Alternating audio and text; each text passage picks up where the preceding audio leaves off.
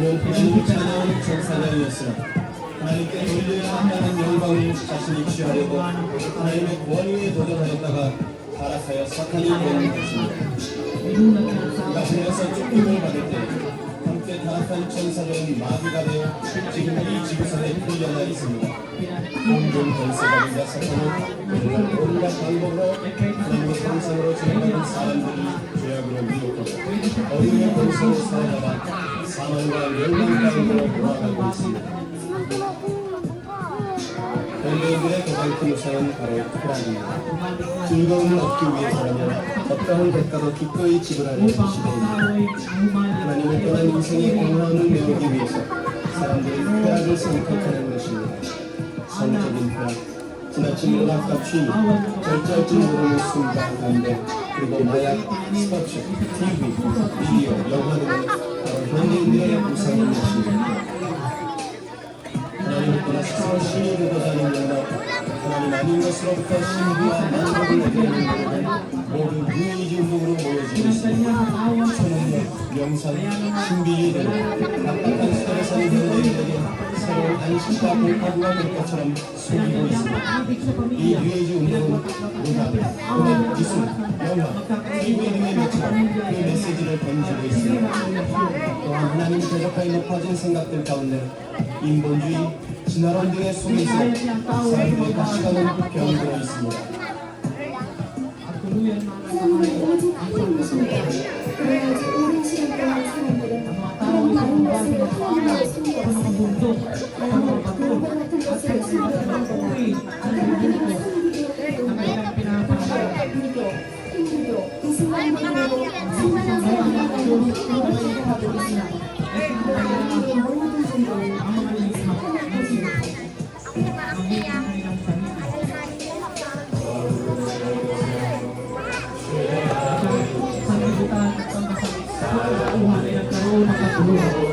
nawala ang pag-ibig ng Diyos, nawala ang kapayapaan, at nawala ang kagalakan sa puso ng tao. Ang lahat ay naging sinungaling, naging magagalitin, puno ng bisyo at katawan.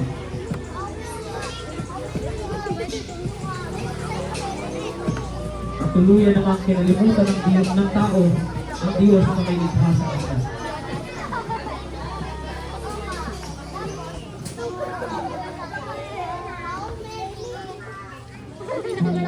Subalit, dahil na lamang kamahal ng Diyos ang saknakuhang kanyang kabila ng kaguluhan, sa kabila ng pagkakasala, iba't ibang uri ng bisyo, paglalaro, internet, mga game, droga, alak, sugal, marijuana, lahat yun ay nakita ng Diyos na ginagawa ng tao laban sa Kanya. Kaya naman, gumawa ng paraan upang lapitan ang tao, upang ibalik ang kabananang meron ng tao sa paglalakha sa kanya ng Diyos.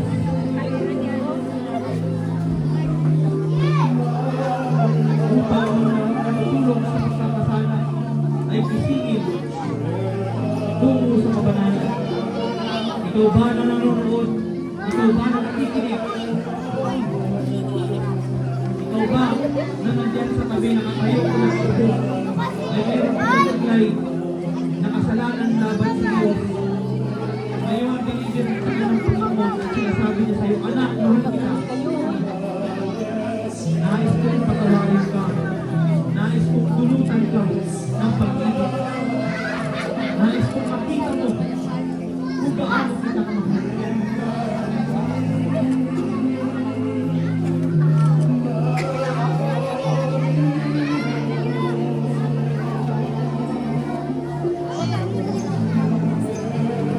Dahil sa awa ng Diyos sa katulungan,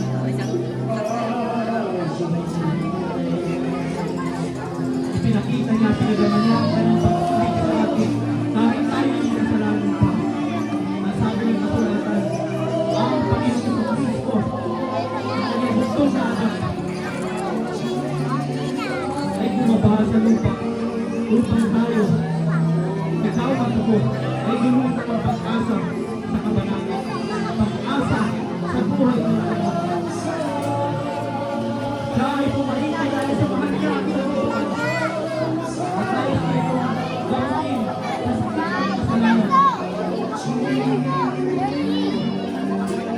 Inulit ko, ikaw ay nakatulog na sa'yo. Inuman ang kalagayan ko. Pagsayan mo, inuman ang nais mo.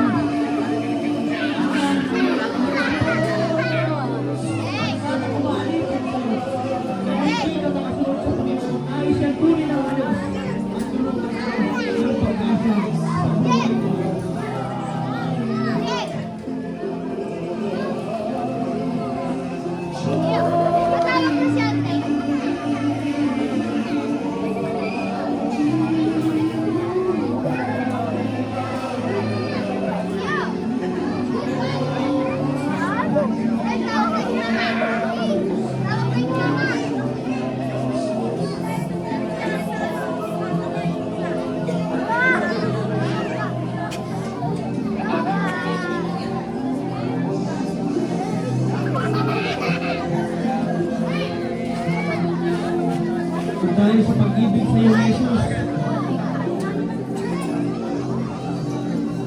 siya ay nagkatawang tao. Bagaman siya ay Diyos, hindi siya nanatiling kapantay ng Diyos. Sa halip, ay panandalian niya ang isang tayo at inilos ang kanyang Panginoong Diyos para sa iyo. Dahil mahal kita.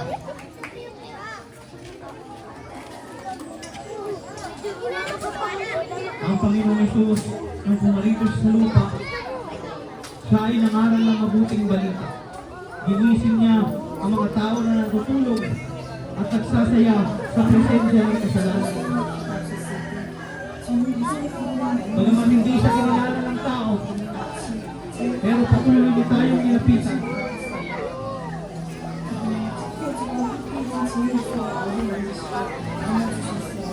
Bagaman hindi siya kilala ng tao, nilapitan ng sangkatauhan at dinulutan ng pagmamahal. Ang Panginoong Jesus ay pumarito sa lupa. Wala siyang ibang ginawa kung hindi ang mangaral ng mabuting balita tungkol sa paghahari at pagliligtas ng Diyos sa sangkatauhan. Pinakain niya ang mga nagugutom. Nilapitan niya ang mga nawawalan ng pag-asa. Binigyan niya ng panibagong buhay. Binibigyan niya ng kasapatan ng buhay nito. Maging may mga karamdaman na hindi makakita. ay nilapitan ng Panginoon at pinagaling. Ikaw rin ba ay hindi nakikita sa buhay mo sa mga bagay na mali dahil sa hinahayakan ng kasalanan? Minsan iniisip mo na mali ay tama na. Ang sarap mo na nais kang baguhin. Ikaw, tagamahal ka, nais kang baguhin ng Diyos.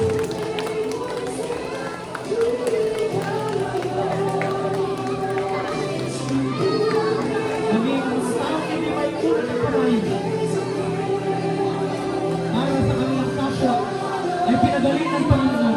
Ikaw rin ba ay nagiging mabangot sa iyong pamilya, sa iyong kapwa? Ikaw rin ba ay hindi may unang ng kamay dahil sa kasalanan, dahil sa pagiging ng sarili, dahil sa pagiging mabangot, dahil sa pagiging ng Panginoon?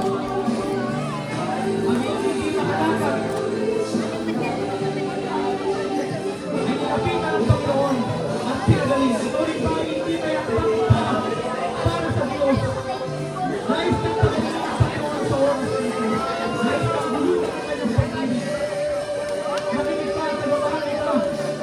Nais kang pagaling ng Panginoon at bulutan ng pag-asa sa buhay mo.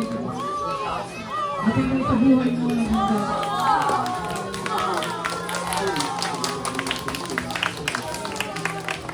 저는 이런 저의 인생을 만나서 Maging ang mga taong inaayawan ng sanlibutan. Ang taong marurumi. Ang taong walang pag-asa. Ikaw rin ba ay iniisip mo na wala ka ng mabuti? Iniisip mo na malaki ang problema mo at wala ng solusyon kung hindi ang kamatayan. Minsan nagsasawa ka na sa buhay nito dahil sa kahirapan. Nais kang kapitan ng Panginoon. Ikaw ba ay maraming problemang personal at hindi ka makakakitan at puno ka ng kahihiyan? Nais kang lapitan ng Panginoon at pagalingin sa oras na ito. Ano mga nakakabayan mo sa buhay? Maging ang mga tao sinasapero sa mga spirito ay nilapitan ang tiyakap ng ating Panginoon at pinagaling. Ikaw rin ba, tagamahal ka? Ay may ganito ang kalagayan. Nais kang yakapin ang Panginoon.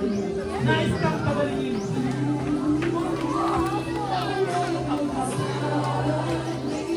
At alam mo ba, ang pag-ibig ng Diyos sa iyo ay umabot sa pagpapahirap sa Kanya. Umabot sa paghahagupit sa Kanya. Umabot sa pagsugat sa Kanya. At ang sabi ng kasilatan, bawat hagupit, bawat sugat sa Kanya ay ay kumaling. Ayaw na niyang pinayaan sa ating mahal ka ng Panginoon. Ang paghihirap. Tinis na lahat. Ang sakit. Tinis na lahat. Ang paghirap. Para malinaw ka ng pag-asa sa buhay mo. Nagagalit ka. At kasi sinasabi ng Diyos, sinasabi ng Panginoon, kita. Kaya kong ibigay ang buhay ko para sa iyo. Saan hindi mo kaya ibigay?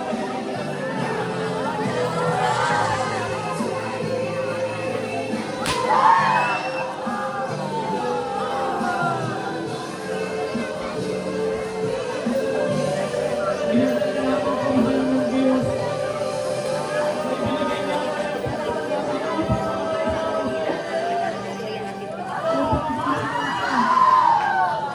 pag-asa. Ng buhay na walang hanggan. Ano ko ba? Ang pag-ibig sa iyo ng Panginoon ay naging sanhi ng kanyang pagkabilang sa kahihiyan. Ay pinako sa krus, namatay at inilibing.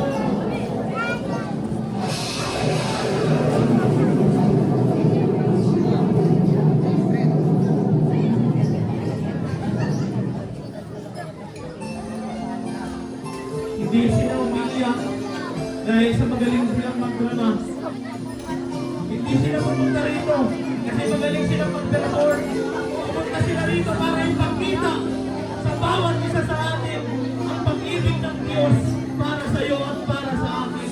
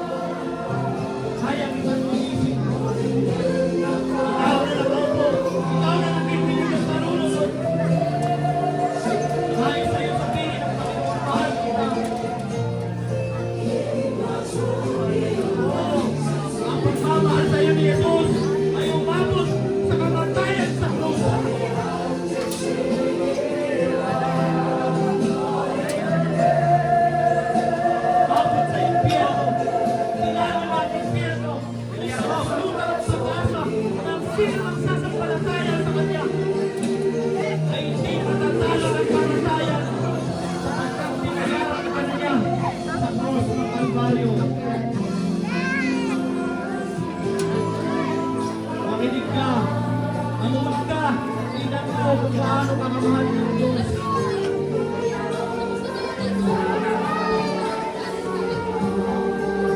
Umiiyak sila, hindi dahil sa magaling silang magdrama.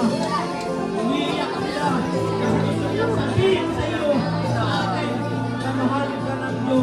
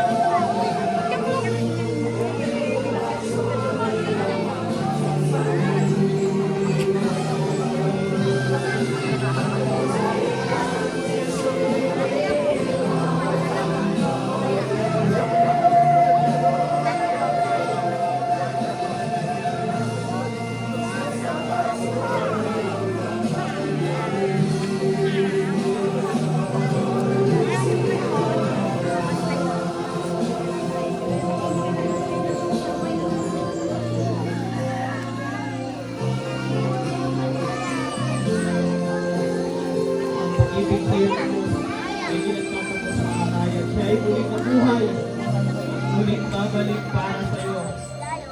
Sa sino mang sumasampalataya sa Kanya.